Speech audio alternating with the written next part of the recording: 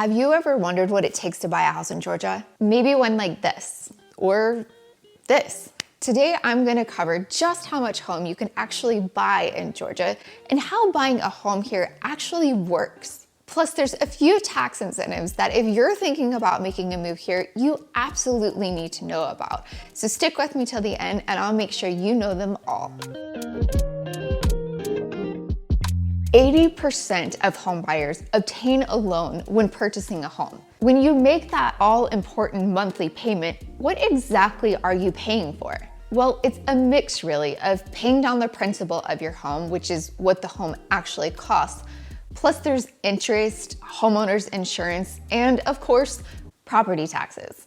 Each month as you make your monthly payment, your lender is setting aside money into what's called an escrow account. When the county releases the tax bill, they actually are sending it to the lender. Different counties in Georgia have different tax rates, with Forsyth and Hall County being some of the lowest and Fulton County being on the high end. It's important to understand that your taxes can adjust on a yearly basis. For instance, the last few years, property values have risen significantly. Therefore, so have property taxes. So what happens then?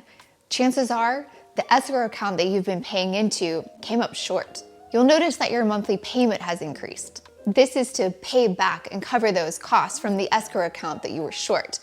That amount that you were short will actually be divided up over the next 12 months, and that's where the increase in your monthly payment came. Now, you do have the option, if you want to pay that amount in one lump sum, to make sure that your mortgage payment each month is staying exactly the same as it has been. So just how much can you afford in the Great Peach State? The best place to start is talking with a lender. Ideally, a lender is going to try to keep you somewhere between 28 to 35% of your gross monthly income. If you want to calculate this for yourself, just take your monthly income and then multiply that by 0.28.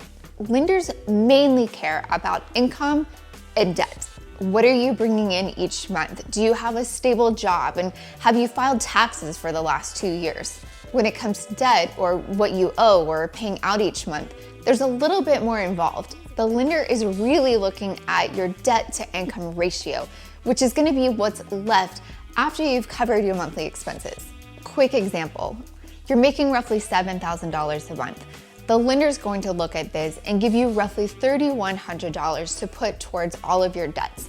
In this case, you have a $500 student loan payment, $700 car payment, and $100 credit card payment.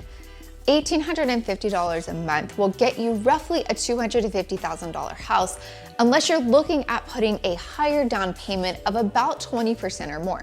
Now, let's say that you don't have any student loans, you've completely paid off that car, and you never got any credit cards.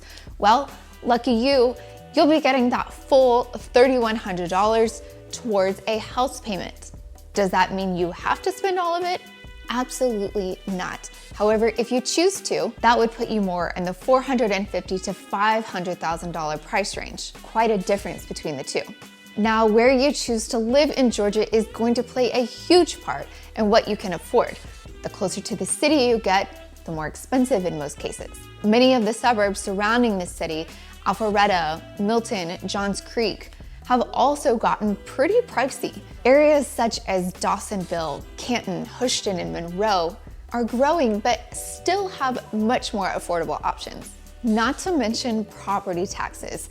I know I mentioned them earlier in the video, but it's really important to understand that depending on where you live in what city, your property taxes could be higher or lower.